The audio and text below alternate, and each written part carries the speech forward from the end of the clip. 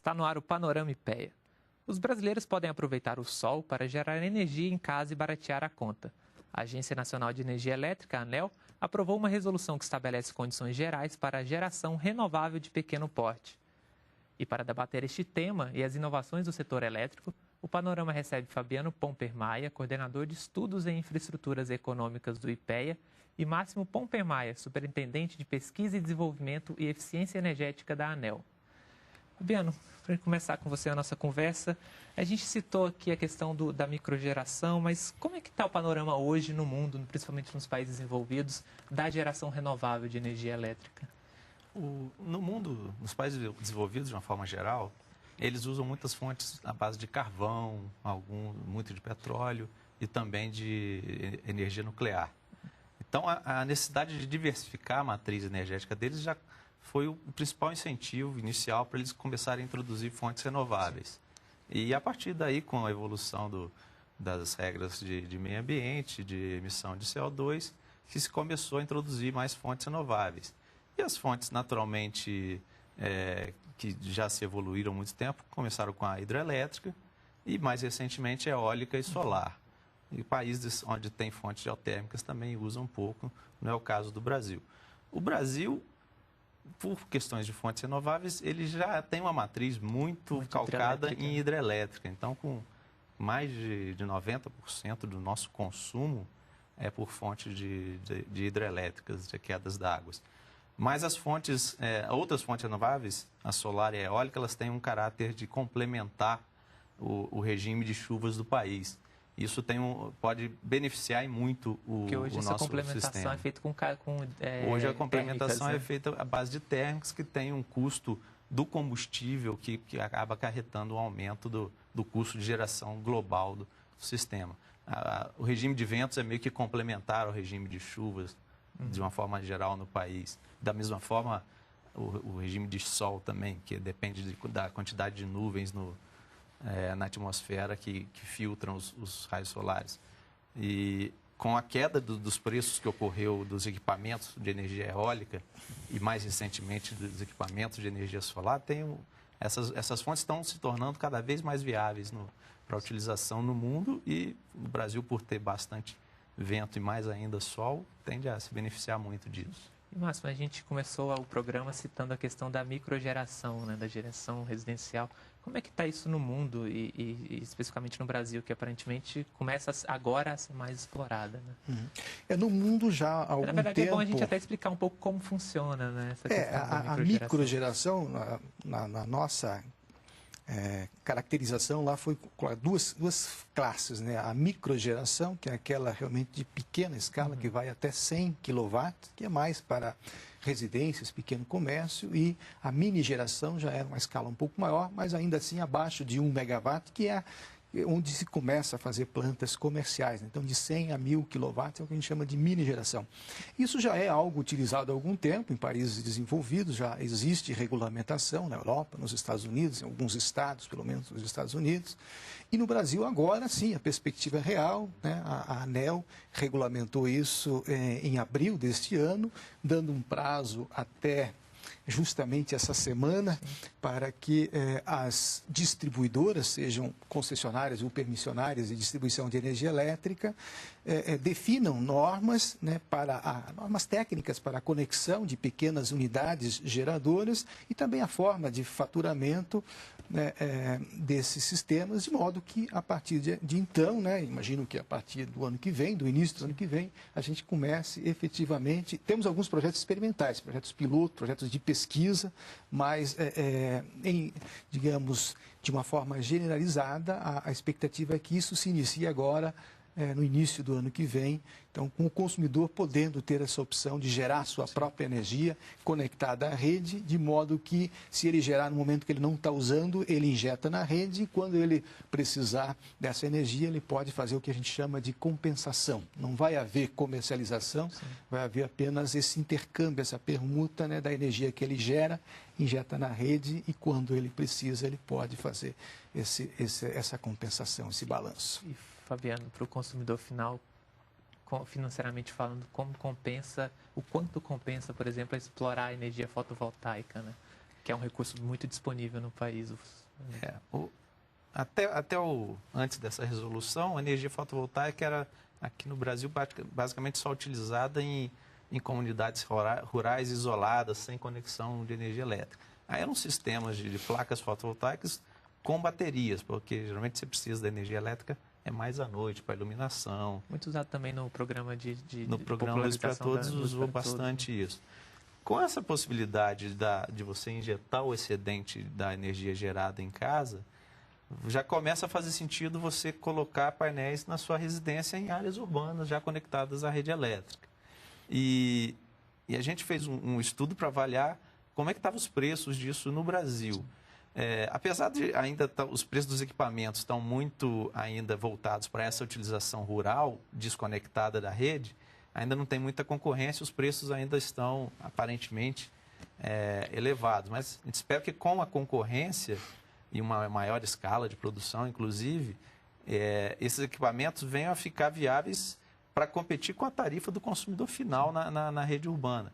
Uma comparação... Para essa compensação valer a pena, né?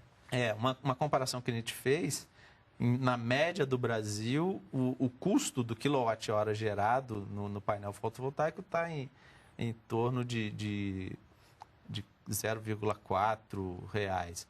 E a tarifa, está R$ 0,6 o custo de gerar. E a tarifa média em torno de 0,4. Então, ainda não compensa. Mas como as distribuidoras têm preços diferentes ao longo por todo o país, tem alíquotas de ICMS diferenciadas, já tem uns 30 municípios do país em que o custo da geração fotovoltaica seria menor do que o custo da tarifa, ligeiramente menor. E já tem vários, assim, mais de 1.000 municípios em que uma redução de menos de 20% no custo dos equipamentos já igualaria a tarifa com o custo da geração fotovoltaica. Máximo, como é que está o panorama hoje da energia fotovoltaica no Brasil?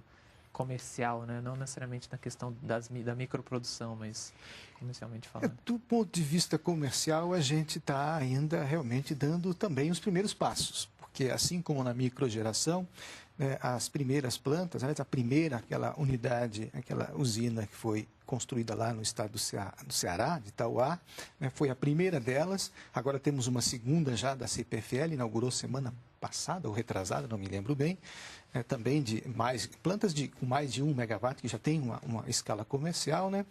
Tem mas é mais um projeto ainda experimental, no estádio solar, primeiro estádio solar da América Latina, de Pituaçu, na Bahia, inclusive com parte dos recursos foi do Programa de Eficiência Energética regulado pela ANEEL.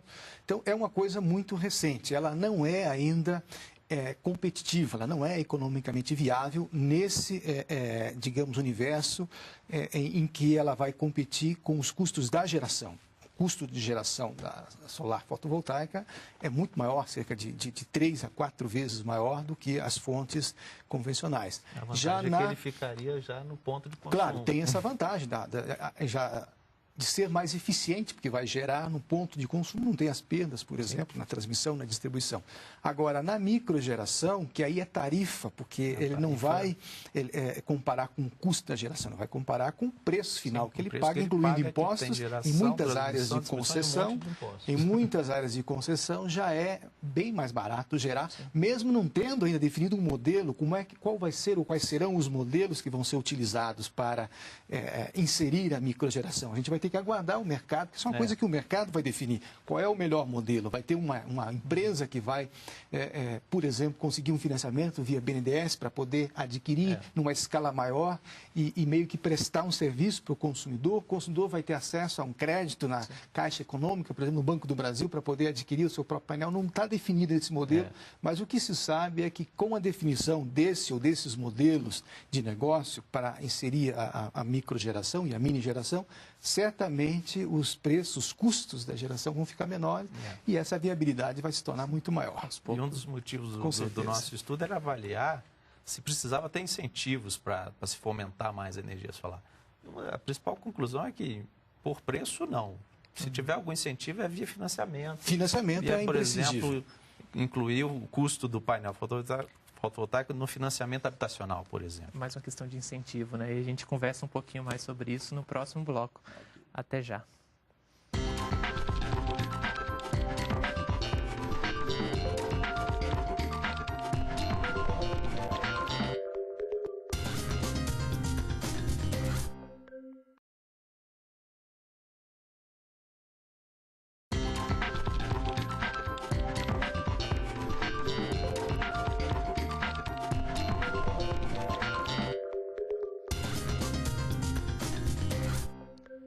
O Panorama IPE está de volta com o debate sobre as inovações tecnológicas e as tendências no setor elétrico. Fabiano, a gente citou no bloco anterior a questão da microgeração de energia. Uma outra inovação que tem havido no setor de energia elétrica é a questão das redes elétricas inteligentes. O que são essas redes elétricas inteligentes? Como é que funciona? Bom, existe uma definição bem clara e consensual sobre o tema, mas basicamente são redes elétricas que têm sistemas de medidores espalhados por toda a rede, com comunicação de dados entre medidores e o centro de controle das distribuidoras, das operadoras do setor elétrico, que você consegue fazer um controle em tempo real, tanto da geração quanto do consumo. E o consumo lá na residência de cada pessoa. E agregando isso por cada bairro, por cada cidade, você teria um controle de toda a rede. Isso permite uma certa automação que traz uma série de vantagens que podem ser usadas tanto para, se qualquer apagão, por exemplo, você conseguir identificar qual o tramo da rede que caiu problema, né? E já isolar o problema e fazer uma reconexão um pouco mais rápida do que seria na situação na rede tradicional. Então, e Máximo, quais são as vantagens, além dessa, claro, que o Fabiano já citou, poder identificar o problema no apagão logo de imediato, né? Eu vejo como três, digamos assim, conjuntos de vantagens, né? Tem aí mais pela ótica da própria distribuidora, né, de energia elétrica, transmissora também, mas mais a distribuidora, de poder automatizar todo o seu sistema, né, facilitando a identificação de falhas, a correção mais rápida. Então, do ponto de vista da otimização, né, buscando naturalmente ganhos de produtividade na prestação desse serviço, a distribuidora, e eu acho que uma das primeiras coisas que vai acontecer digamos, na automação, no sistema de supervisão, controle e proteção de redes elétricas. É o que vai, eu acho, acontecer primeiro, né, em maior escala. Um segundo componente de vantagens é por lado do consumidor, né, pela ótica do consumidor, que aí eu acho que vai ser uma coisa gradual, um pouco mais lenta, exceto se tiver uma política pública de massificação desse conceito, e aí vai ter que ter subsídios ou algum mecanismo de incentivo de uso de recurso público, porque eu acho que pelo mercado isso vai acontecer gradualmente. Alguns segmentos, ou melhor, classes de consumidores vão percebendo a vantagem, né, de ter essa, digamos, uma posição mais ativa, de ser um agente ativo, não apenas receber energia elétrica, mas poder interagir com a rede, com a concessionária, inclusive a possibilidade de serviços complementares, que não apenas a energia elétrica, mas outros produtos associados. E um terceiro componente pela ótica da geração, da microgeração, mas não só a micro, também a geração distribuída numa escala maior, que vai facilitar com uma rede elétrica inteligente, automatizada, né, por exemplo, sistemas de armazenamento vinculados a veículos elétricos. Então, é também um terceiro conjunto de vantagens, que vai ter gente se beneficiando de uma rede que permite essa, digamos assim, interação entre gerador, distribuidor e consumidor, e que às vezes os papéis se misturam, né? O consumidor vai ter também o papel de gerador e vai passar a ser não apenas um cliente da sua concessionária, da sua distribuidora, mas vai passar também a ser um concorrente, que ele vai poder gerar a sua própria energia.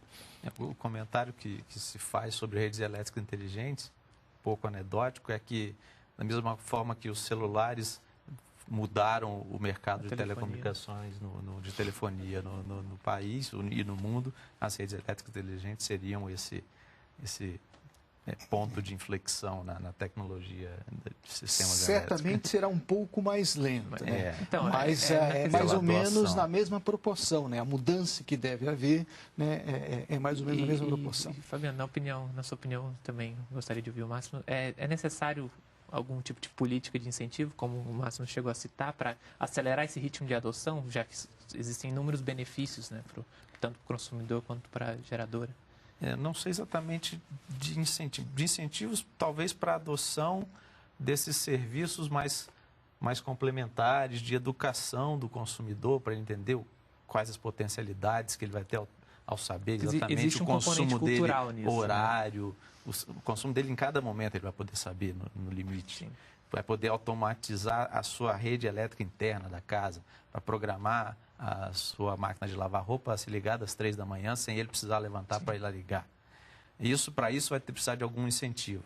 Para a implantação da rede, é muito mais uma questão mais regulatória mesmo das distribuidoras, que são os grandes agentes que vão acabar sendo necessários ser envolvidos para conseguir instalar esses sistemas e automatizar.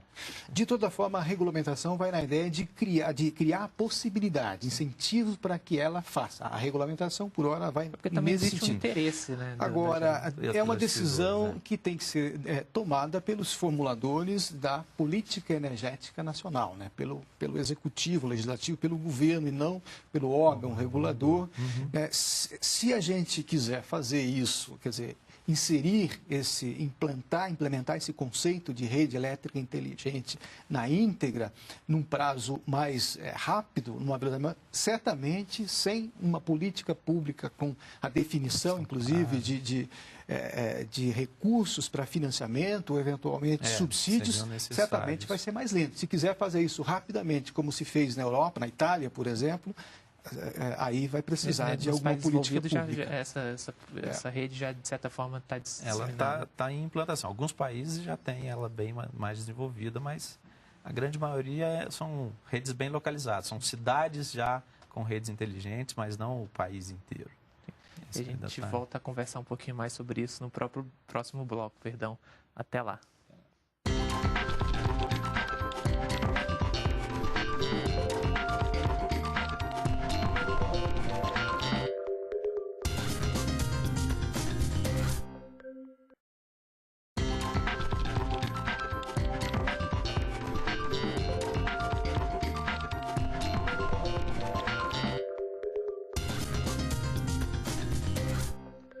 Estamos de volta com os nossos convidados para discutir a inovação no setor elétrico brasileiro.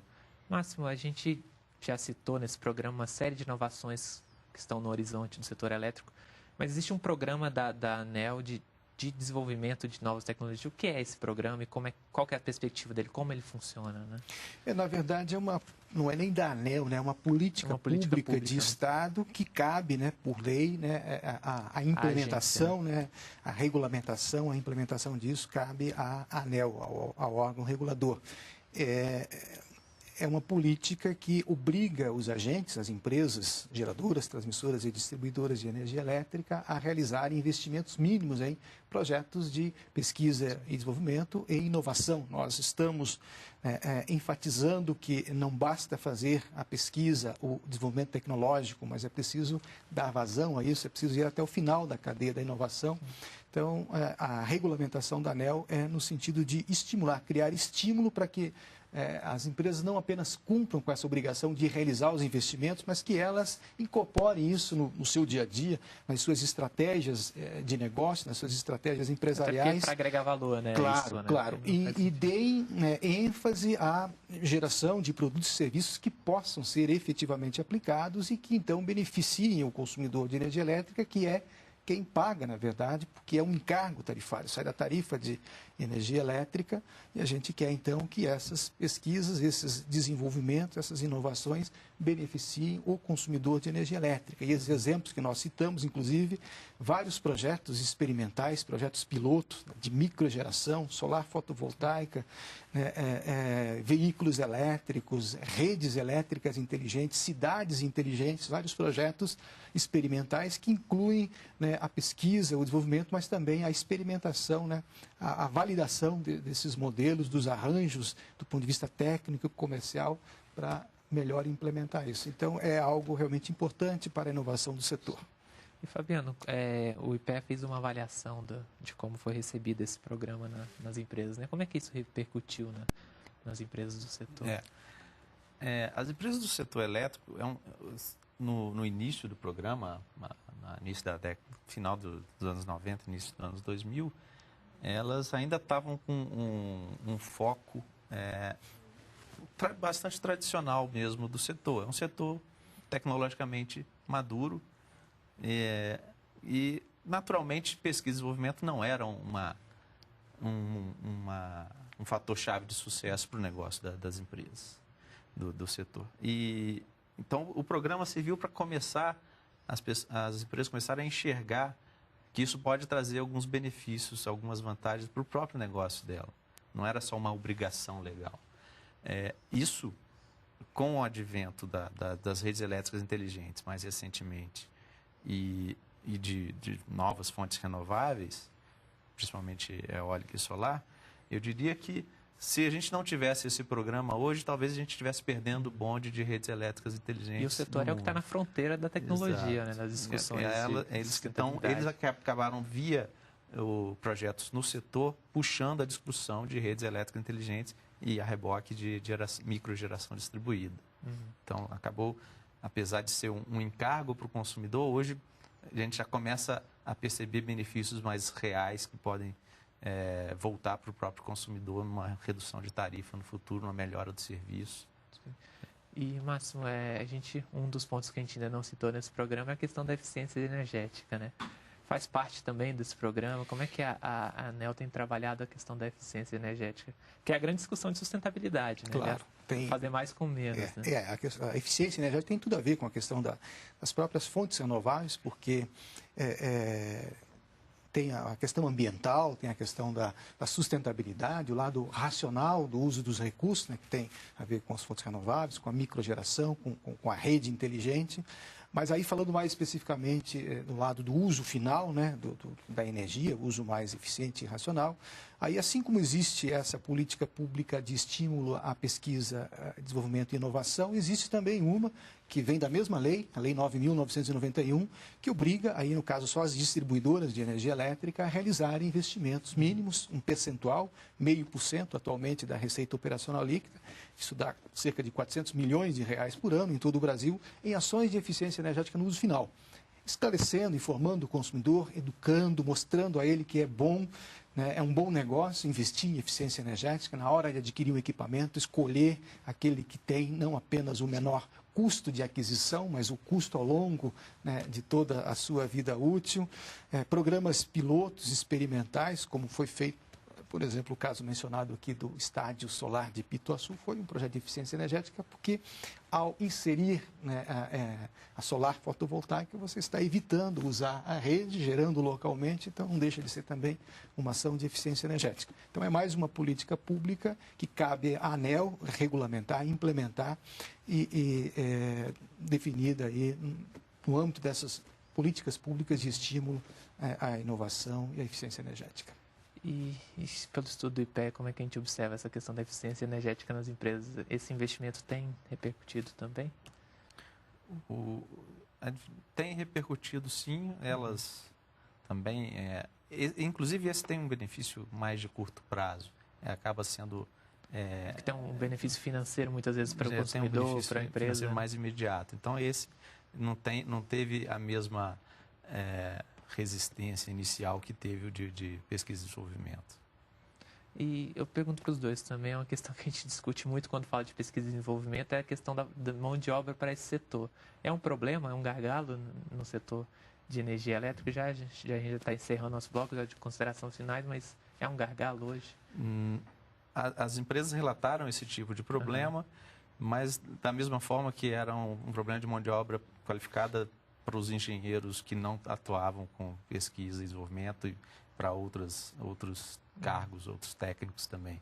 Ou seja, não era uma questão localizada, mas foi relatado que existe essa dificuldade de encontrar um técnico, um engenheiro habilitado para fazer o trabalho de pesquisa e desenvolvimento que eles precisavam. Máximo, existe, a sua sensação é de que existe essa demanda também?